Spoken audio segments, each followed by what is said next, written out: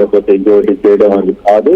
ఈ విధంగా ఇదైతే మాత్రం కొంత సీరియస్ అలిగేషన్స్ యాక్షన్స్ ఉంటాయి అనేది చాలా గట్టిగా చెప్తున్న నేపథ్యం కూడా మనం చూస్తున్నాం. వ్యక్తిగత దూషణలు దాటి డెత్ థ్రెట్స్ వరకు కూడా వెళ్ళిపోతున్నారు. ఇది ఎంతవరకు సంబంధించడం అనేది కూడా ఆయన క్లియర్ గా ఒక వీడియోను కూడా రిలీజ్ చేసిన పరిస్థితి మనం చూస్తున్నాం. దేవుళ్ళు దేవతల మీద కూడా అనుకుంటే వ్యాఖ్యలు చేస్తున్నాను. మా ఒక టీమ్ ని ఏర్పాటు చేస్తున్నాం. దీనికి సంబంధించి సోషల్ మీడియా కట్టడి మీద ఒక టీం ని ఏర్పాటు చేస్తున్నాం. ఇక మీదట ఇటువంటి ఆహారాల మీద ఎక్కువ లేదు. ఈ ఆహారాల్లో ఎంత ఇష్యూ వచ్చినా ఎంత దూరమైనా దీన్ని మనం ఆహారం మీద గట్టిగా చూస్తాం. మరి ఇది ఎంత దూరం వెళ్తుందో చూద్దాం. ఈ ఆహారంలో మాత్రం ఇక మీదట తొందరపడి ఏదైనా మాట్లాడాలి అనుకుంటే ఆ వ్యవహారం మీద ప్రతి ఒక్కరికి భయం కల్పించే ఏర్పాటు చేస్తాం అనేది పవన్ కళ్యాణ్ చాలా గట్టిగా మాట్లాడుతున్నారు. సోషల్ మీడియాని అడ్డం పెట్టుకుని ఏదైతే అది మాట్లాడచ్చు, ఏదైనా చేయొచ్చు అనుకుంటే అది కుదరదు పని. ఇక మీదట ఆంధ్రప్రదేశ్ లో దీని మీద పూర్తిగా కూడా నిఘా పెడుతున్నాం. ఎవరు ఏంటి వాళ్ళ ఎటువంటి పరిస్థితులు ఉన్నాయి, వాక్ స్వాతంత్రం పేరు మీద మీరు ఇష్ట ప్రకారంగా ఇది చేస్తే మాత్రం అది కొంత సీరియస్ పరిణామాలు ఎదుర్కొనే ప్రయత్నం అయితే చేయబోతున్నాం అని పవన్ కళ్యాణ్ డైరెక్ట్ గా హింట్ ఇచ్చారు. డైరెక్ట్ కూడా కాదు, డైరెక్ట్ గానే హింట్ ఇచ్చారు. అందులో ఉదయం జరిగిన సంఘటనలు రావణ్ ని అరెస్ట్ చేసిన నేపథ్యం కావచ్చు, పవన్ మీద 2 కేసులు పెట్టిన నేపథ్యం కావచ్చు, ఇవన్నీ కూడా కొంత ఎప్పటికప్పుడు ఈ ఇష్యూస్ ని క్లియర్ చేసే పరిస్థితిని చేయాల్సిన నేపథ్యం అయితే కొంత స్పష్టంగా కనబడుతుంది. దీనికి సంబంధించి పవన్ కళ్యాణ్ కొంత సీరియస్ గా పరిగెడుతారు.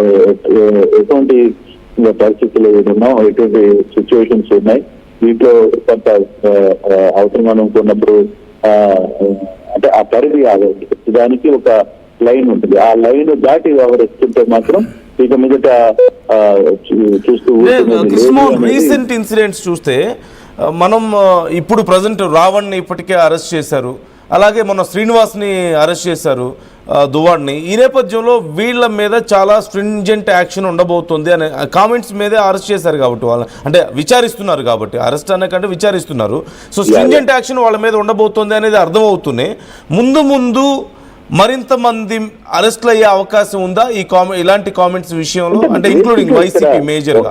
ఒకటి మనం ఆలోచించాల్సింది ఏంటంటే అది ఎవరు మాట్లాడినా ఆ డెసిషన్ తీసుకోవాలి. వన్ సైడే మాట్లాడి ఇప్పుడు వన్ సైడ్ మాట్లాడిన వ్యక్తుల మీద వదిలేసి మన పార్టీ కాదనుకునే వాళ్ళు లేకపోతే ఇంకోటి ఏదో చెప్పినప్పుడు అది కూడా కొంత పబ్లిక్ లో రివర్స్ అయ్యే ప్రమాదం ఉంది. అంటే మీరు వేధిస్తున్నారు, ఉద్దేశపూర్వకంగానే వేధిస్తున్నారు అనే ఒక చర్చ వస్తుంది కదా. ఏదైనా ఇప్పుడు ప్రభుత్వం ఒక పాలసీ తీసుకున్నప్పుడు ఎవరు మాట్లాడినా అది తప్పుగానే చూడాలి.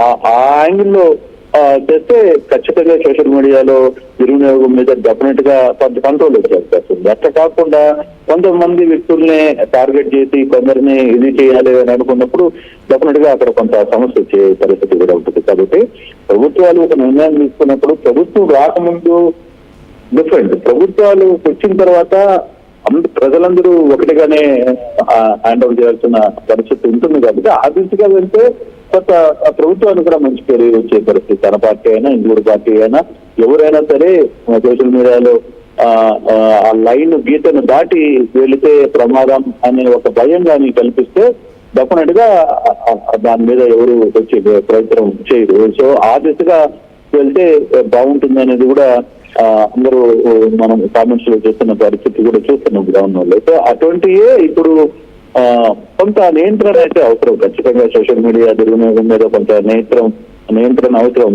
హద్దులు దాటి వెళ్ళిపోయింది, ఆ కంట్రోల్ పరిస్థితుల్లోకి వెళ్ళిపోయింది. సో ఆ యాంగిల్లో మనం ఇప్పుడు ఎటువంటి పరిస్థితులు అయినా సరే కొంత కంట్రోల్ ఉండాలి, వ్యవస్థ అంటే భయం ఉండాలి. అది లేనప్పుడు ఇటువంటి పరిస్థితులే మనకి ఎదురయ్యే పరిస్థితి. అది ఎవరు తప్పు చేసినా తప్పుగానే చూడగలిగితే ఇట్స్ ఫైన్. అది అందరికీ బాగుండే పరిస్థితి అయితే కనబడుతుంది. ఇప్పుడు మనం చూస్తున్నట్టుగా రావణ్ సంబంధించి నోటీస్ ఇచ్చారు, విచారణ చేస్తారు. ఒకవేళ అరెస్ట్ చేస్తే కోర్టులో పెడతారు, కోర్టు ఇది బెయిల్ ఇస్తుంది అనుకుంటే బెయిల్ ఇచ్చేస్తుంది. దాంట్లో అంటే ఇవన్నీ కూడా బెయిల్ కేసులు పెట్టారా, ఇప్పుడు సెక్షన్స్ కూడా బిఎన్ఎస్ కొన్ని సెక్షన్స్ మనకు వస్తున్నాయి. కాబట్టి వీటిల్లో కొంత ఏ విధంగా రియాక్ట్ అవుతాయి, కోర్టులు ఏ విధంగా రేపు కోర్టు ముందు పెట్టినప్పుడు ఏ విధంగా రియాక్ట్ అవుతాయని కూడా చూడాల్సిన పరిస్థితి ఉంది. అంటే ప్రత్యేకంగా ఏదైనా కారణం ఉందా ఇప్పుడు ఇంత సడన్ గా ఇలాంటి ఒక స్ట్రాంగ్ మూవ్ కనిపిస్తుంది గవర్నమెంట్ నుంచి ఈ సోషల్ మీడియాలో కామెంట్స్ గురించి, లేదంటే ఫ్రీడమ్ ఆఫ్ స్పీచ్ తో చేసేటువంటి కామెంట్స్ గురించి? అంటే ఎన్నో రోజులుగా చాలా మంది మాట్లాడారు మేము చర్యలు తీసుకుంటామని, బట్ ప్రత్యేకంగా ఇప్పుడు ఏదో ఒక టీంని ఏర్పాటు చేస్తున్నాం, మీరు కామన్ పీపుల్ కూడా కంప్లైంట్స్ ఇస్తే మేము చర్యలు తీసుకుంటామని చెప్తున్నారు. So how can we understand this move? అంటే ఇది ఎవరికి ఎక్కువగా ఇబ్బందికరంగా మారబోతోంది? డెఫినెట్ గా ఇది అధికార పార్టీకి ఇప్పుడు ఉండకపోవచ్చు, కాకపోతే ఈ ప్రతిపక్ష పార్టీలో ఉన్న వ్యక్తులు ఎవరైనా ఓవరాక్షన్ చేసినా, లేకపోతే ఇప్పుడు నిన్న రావణ్ లాంటి వ్యక్తులు మాట్లాడిన కొంత అభ్యంతరకరమైన వ్యాఖ్యలు, వీటన్నిటి మీద శ్రవణ్ మాట్లాడిన కొంత అభ్యంతరకరమైన వార్తలు, వీటన్నిటికీ కూడా కొంత డెఫినెట్ గా కొంత యాక్షన్ అయితే తీసుకోపోతారు. కాకపోతే ఇది కొంత నియంత్రణ అవసరం, పార్టీలు కూడా నియంత్రాలి. నాయకులు అతుమీరి మాటలు వచ్చేస్తున్నాయి. గతంలో ఎప్పుడు లేని విధంగా అలా గడిచిన ఆంధ్రప్రదేశ్ లో కంబైన్ స్టేట్ లో ఎప్పుడు ఇంత దూరం మాట్లాడుకునే పరిస్థితి ఎక్కడ మనం చూడలేదు. కానీ రాష్ట్రాలు విభజన చెందిన తర్వాత అటు తెలంగాణలో కావచ్చు, ఇటు ఆంధ్రాలో కావచ్చు, పరిస్థితులు పూర్తిగా మారిపోయాయి. ఒక పార్టీకి సంబంధాలు లేకుండా తెగిపోయాయి. గతంలో ఒక పార్టీకి ఇంకో పార్టీ పెళ్లిళ్ళు కూడా వెళ్ళేవాళ్ళు, వాళ్ళు ఫంక్షన్స్ కి వీళ్ళు వచ్చేవాళ్ళు. అంత పార్టీలు వేరైనా పదవులు వేరైనా అంత మంచి సాంప్రదాయం ఉంది. కానీ ఆ సాంప్రదాయం ఇప్పుడు పూర్తిగా లేదు. ఒకరి మీద జస్ట్ వాళ్ళ ఇంటికి వెళ్ళినా నువ్వు అవతరులతో వెళ్ళిపోయావా అని మన ఇక్కడ పార్టీలు ఆ పార్టీలు రెండు కూడా ఆలోచిస్తున్న పరిస్థితిలో కొంత ఆ గ్యాప్ వచ్చేసింది. ఆ గ్యాప్ ని రాకుండా చూసుకోవాల్సిన పరిస్థితి. రాజకీయాలు హుందాగా చేయాలి కానీ కొంత పరిస్థితి మారింది. అయితే పవన్ కళ్యాణ్ వ్యవహారం మీద మామూలుగా హోంశాఖ దీని మీద స్పందించాలి, హోంశాఖ మంత్రి దీని మీద మాట్లాడాలి. కానీ పంచాయతీరాజ్ మంత్రిగా ఉన్న డిప్యూటీ సీఎం పవన్ కళ్యాణ్ దీని మీద ఒక టీం ఏర్పాటు చేస్తామని మాట్లాడడం కొంత బేసిక్ గా కూడా, అంటే హోమ్ మినిస్టర్ మొన్న అన్నారు నేను హోమ్ మినిస్టర్ అయితే మీ కథ తెలుసుండేవాడిని, కొంత ఆ సిగ్నల్స్ ఎక్కడో కొంత తేడా అనిపిస్తుంది. ఈసారి పవన్ కళ్యాణ్ హోంశాఖ మీద పూర్తిగా పట్టు తీసుకునే ప్రయత్నం చేస్తున్నారు అనేది కూడా కొంత అర్థమవుతుంది. Yeah right. Thank you Krishnamohan, thanks for the details. మొత్తం మీద ఏపీ ప్రభుత్వం ఇప్పుడు సోషల్ మీడియా అలాగే మీడియాలో అయినా సరే వచ్చే కామెంట్స్ విషయంలో చాలా సీరియస్గా స్ట్రింజెంట్ యాక్షన్ తీసుకోవడానికి రెడీ అవుతుంది.